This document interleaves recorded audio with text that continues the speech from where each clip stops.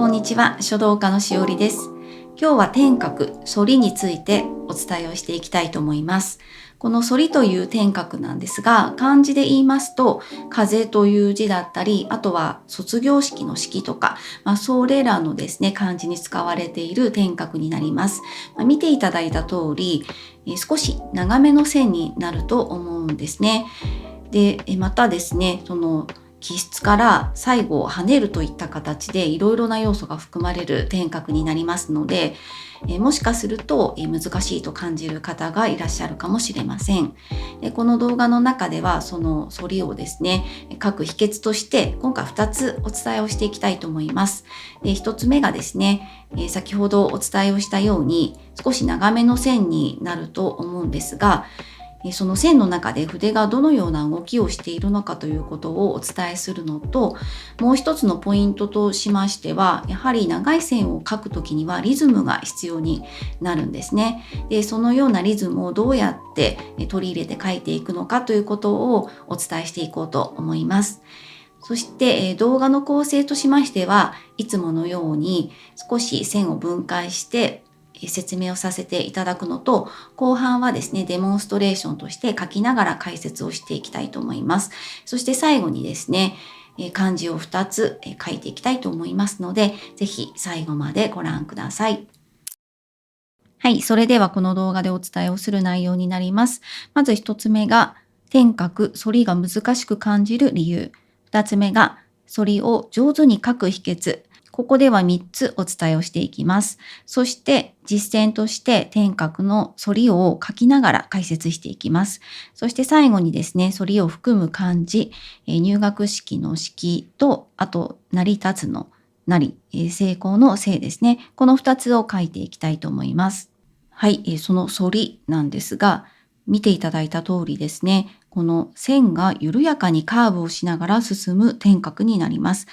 例えばこちらにありますように、漢字のしとか式に使われている点覚がこちらに該当します。で、この直線とは異なりまして、自然な曲線を描きながら書くという動きが必要になってきます。そんな曲線が含まれるということから少しですね、書くのが難しく感じることもあるのではないでしょうか。ではですね、この反りが難しい理由についても少し触れていきたいと思います。まず一つ目がですね、筆圧のコントロールが必要ということになります。まず筆圧というところで言いますと、別の動画で筆を立てて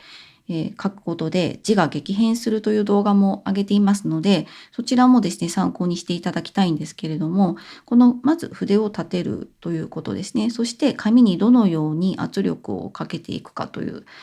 ことなんですが、もちろん圧力というのはですね、思い切り紙に押し当てるということではないんですね。あくまでも筆を立てながら書いていくということになるんですけれども、この起筆の部分で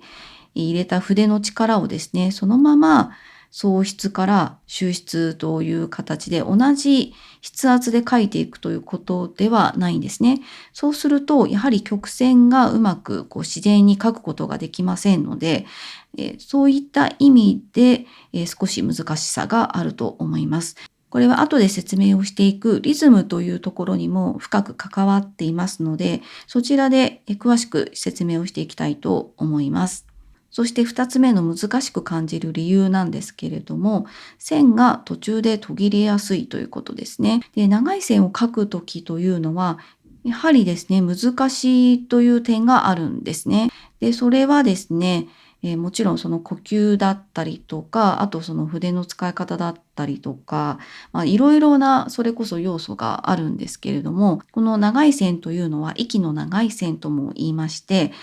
特にですね、段階を踏んでいく、例えばその行書を書いていくときなんかは、この息の長い線というものを書く必要が出てきたりしますし、大きい紙にですね、書くようなステップになれば、その長い線というものをですね、どれだけ書けるか、もちろん長ければいいってことではないんですけれども、その書道でいう息の長い線を書くというのがやはり難しいというところがあるんですね。なので、少しですね難しく感じる理由の一つでもあります。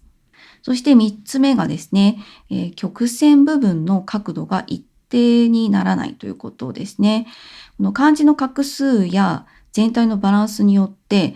曲線のニュアンスというものが変わってくるんですね。ここでは角度というふうに分かりやすく説明するために書いてるんですが、例えば画数が少ない漢字であれば、ある程度この曲線の角度というものを大きくしても書けると思うんですが、画数が多くなればなるほど、そのスペースというものに限界が出てくるんですね。例えば漢字の飛ぶとかいう字も反りが入ってますよね。あのぐらい画数が多くなった場合に、スペースというのが限られてきて、大きく書いた反りと小さく書いた反りというものがどうしても違ってくるんですね。なので漢字によってその角度が変わってくる、それを意識しながら書かなければいけないというのも難しく感じる点かと思います。はい。ではですね、冒頭でお伝えをしたその反りを上手に書く秘訣を2つお伝えをしていきたいと思います。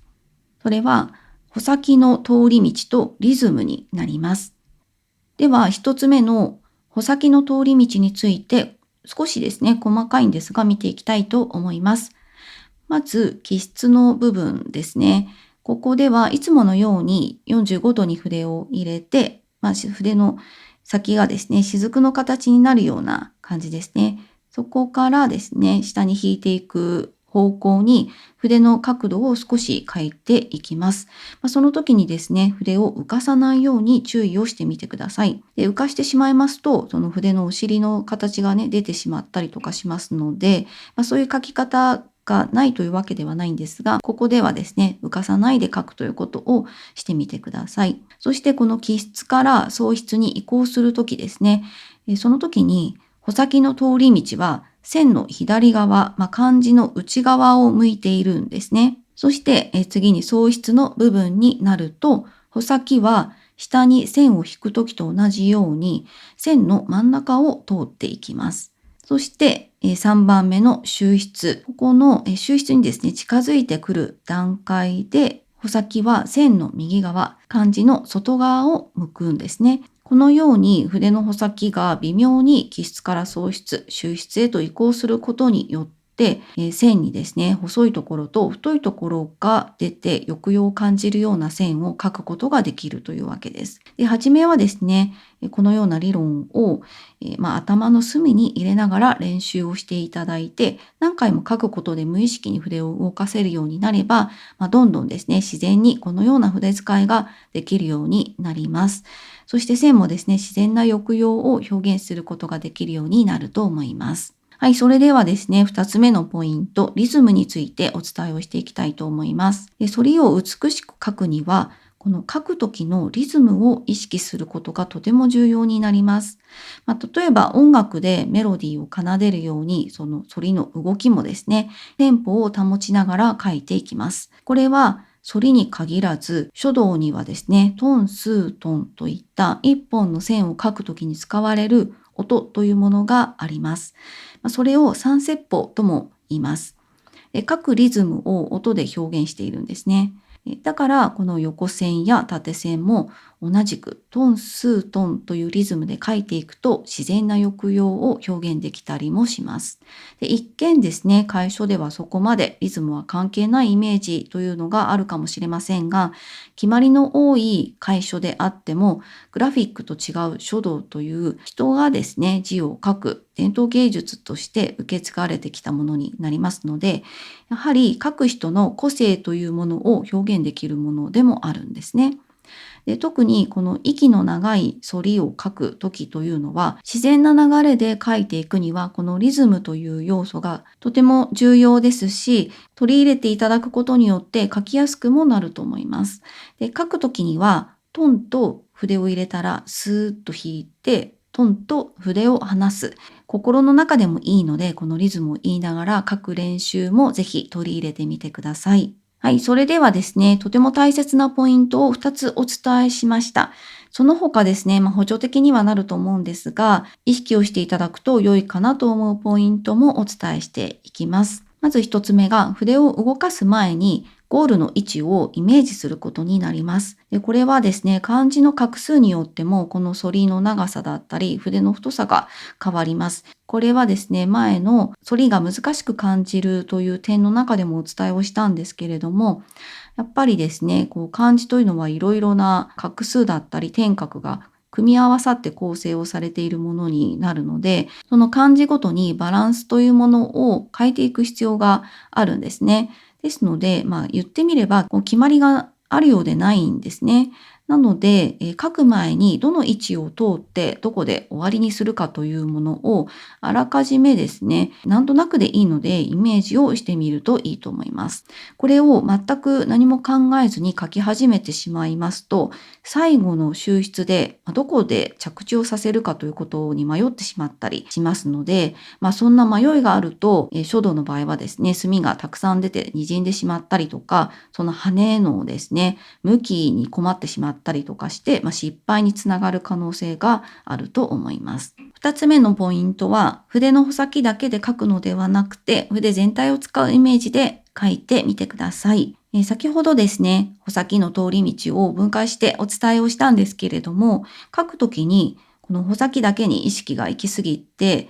そこで書いてしまうのではなくて、この反りに関しては筆全体を使って書くようなイメージの方が書きやすいと思います。この筆を動かす際にはですね、手首だけで書かないということもポイントになります。もちろんですね、画数が多くなってくると太い反りを書くのが難しくて、筆をですね、立てて細く書くような書き方もあるんですけれども、それでもですね、ちょっとポイントとして、その穂先だけで書くということではないということなんですね。一見の印象でこの反りのですね、創出部分、真ん中の部分ですよね。ここが細くなってると思うんですね。これは筆の動かし方によってそうなるんですけれども、そうするとちょっとそこでですね、細く書かなければいけないというイメージが働きすぎると、穂先だけになってしまうことがあるかもしれないんですが、そうではなくて、最初のうちは筆全体で動かすことによって自然な曲線というものも書く練習にもなりますので、初めはですね、筆全体を使うイメージということもちょっと意識していただくと良いかと思います。そして3つ目のポイントが、一気に書き切ろうとせずに丁寧に筆を運ぶことになります。この反りという点画は最後の部分、収筆の部分で跳ねると思うんですね。で、このように羽を含む線を描くときには、どうしても勢いみたいなイメージを持ちがちなんですが、この反りも一気に描いて跳ねるということはせずに、丁寧に線を運んで、起筆、創筆、収筆をですね、一つずつこなすようなイメージで、最初は描いてみるということが大切かと思います。で、それを何度も描いていくうちにですね、それが無意識に筆を運べるようになって、創作的な表現として思い切りですね、跳ねるみたいなことももちろん間違いではないんですが、最初はですね、一つずつですね、インプットするようなイメージで丁寧に書くことによって失敗が少なくなると思います。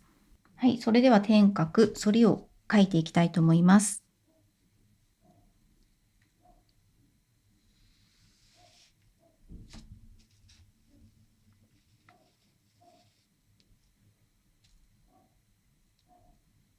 はい、ではですね、ちょっと解説を入れながら書いていきたいと思います。今回ですね、大きく2つのポイントでお伝えしたと思います。まず1つ目が、穂先の通り道ですね。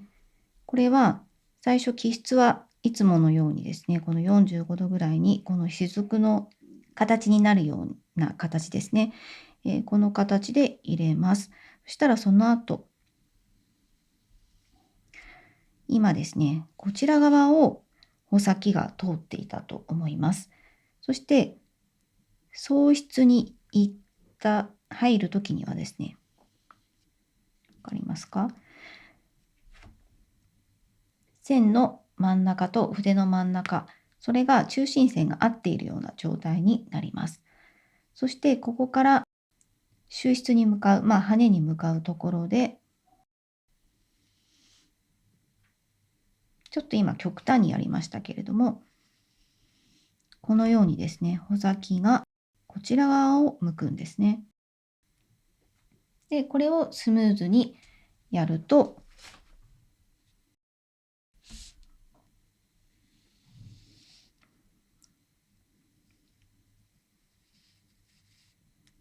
こんな形になるということですね。そうすると見ていただいた通り、最初起筆から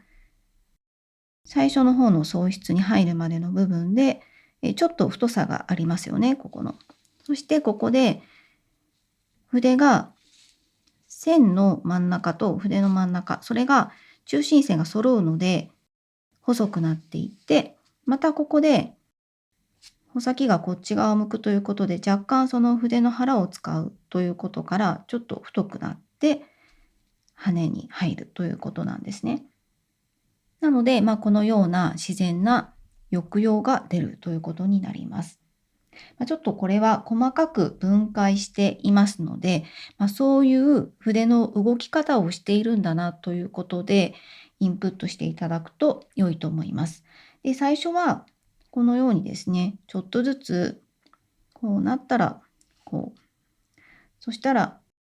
次は真ん中入って、こうなるんだっていうことを、ちょっとこう練習していただいてもいいかもしれません。では続いて、この跳ねる部分ですね。そこも難しい部分ではありますので、ちょっとそこもですね、触れていきたいと思います。45度に入れて、跳ねるところに来たら、跳ねるわけなんですけれども、まず、この羽の向きですね。ここの向きは漢字によって変わります。例えば、卒業式の式とか、そういう漢字の場合は、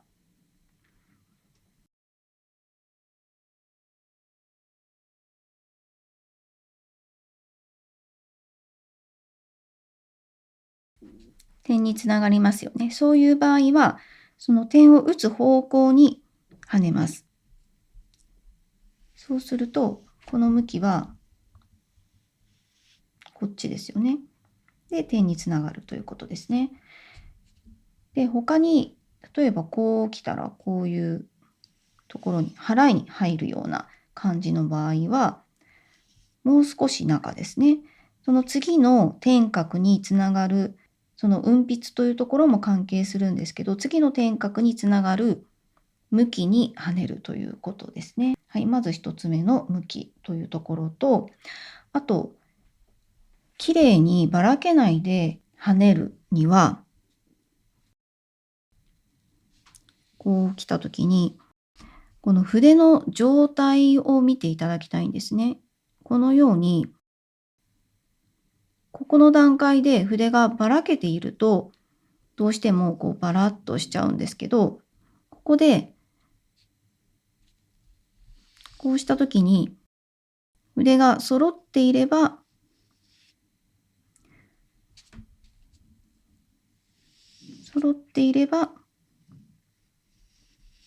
綺麗な形を作ることができます。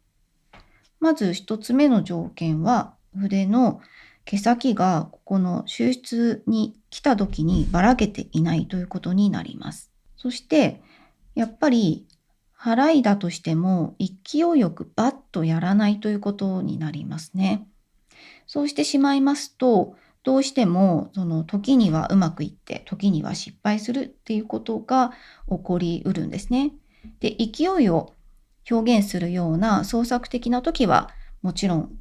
いいと思うんですけれども、まずここでは綺麗に書けるようになるという基礎的なことをお伝えしているので、その時はですね、勢いよりはいつものようにですね、筆を、いつものというのは私がよく言っていることにはなるんですけれども、筆の先をですね、こう揃えながら紙から離していくということを意識するとまとまりやすいと思います。こう書いて、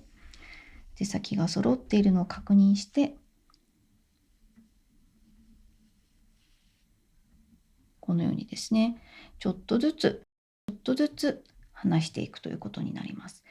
これもあまりですね、時間を置くと滲んでしまったりするので、これもちょっと練習が必要かもしれないんですが、ポイントをですね、今みたいなポイントを頭に入れて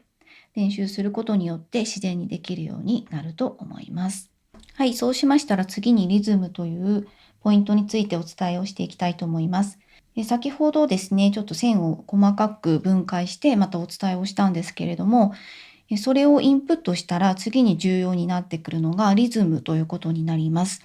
書道においてはですね、スライドで説明をしましたように、トン、スー、トンという三節法のリズムというものが、いろいろなですね、線の中で使われている。それを使うことによって、その線にですね、抑揚が出せたりとか、個性を出すことができたりとかするものなんですね。で、特に今回ですね、反りの中でお伝えしようと思ったのは、やはりこの線が長いですよね。なので、それをですね、そのリズムとか何も考えずに書いてしまうと、結構書くのが難しいかなというところがあるんですね。例えばこの入れて、じゃあ次はこうだなとか、こう来て、こう来てみたいな感じでやってしまうと、一応反りの形にはなってるんですけれども、やっぱり線の太さが同じになって、この書道というよりは、ちょっとこのグラフィックフォントみたいな機械的な感じにも見えますよね。で、そしてやっぱり長い線になってくるので、ちょっとその意識をですね、途中でなんかいろいろなことを考え出すと、やっぱりブレてしまうわけなんですね。で、そうするとやっぱりこう書道の美しさとしては、ちょっと難しい、表現がですね、なかなかしにくいというところがありますので、リズムを取り入れていきましょうということになります。そしたらですね、ちょっとリズムを取り入れながら書いてみたいと思うんですけれども、トン、ス、トン、ちょっと羽が失敗したんですけれども、見ていただいた通りですね、ここの創出の部分とかがだいぶ変わりますよね。で、これはもう無意識的にやっているのと、こう息をですね、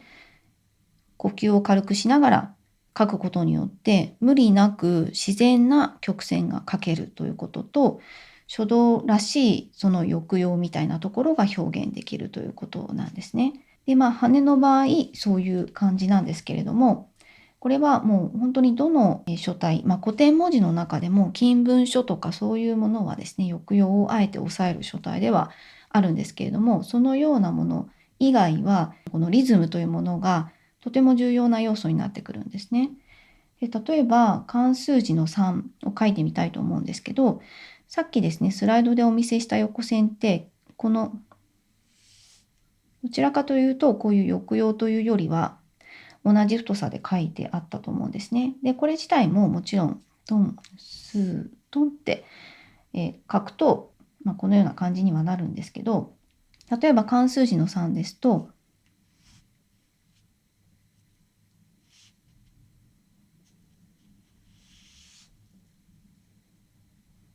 こんな感じで、結構リズムが違ったと思うんですね。最初は一気にいって、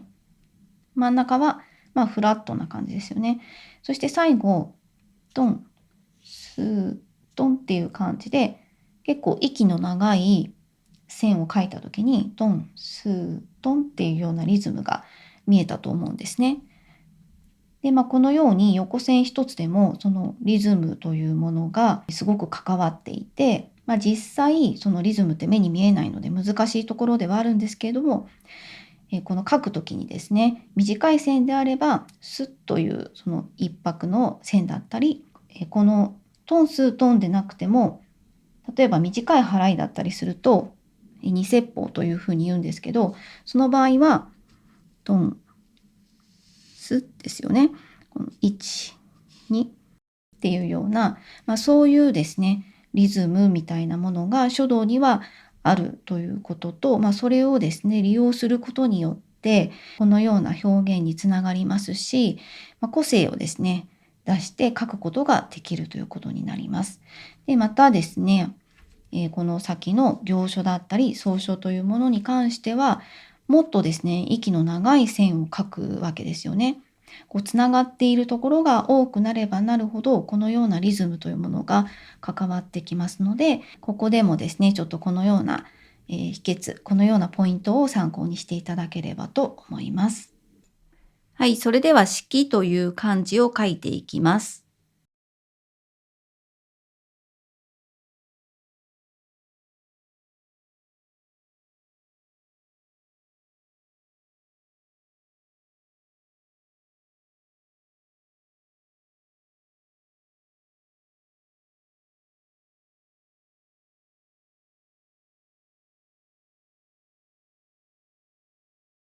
続いて、なる、成功の成という漢字ですね。そちらを書いていきたいと思います。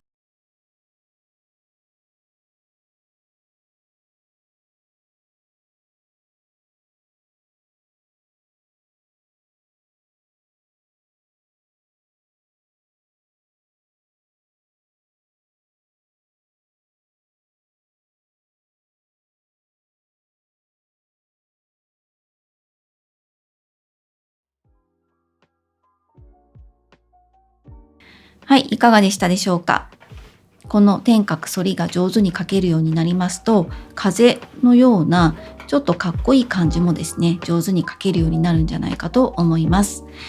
またこのような動画をどんどん出していきたいと思いますので、チャンネル登録がまだの方はぜひ登録をお願いします。いいねもとても励みになりますので、ぜひよろしくお願いします。ではまた次の動画でお会いしましょう。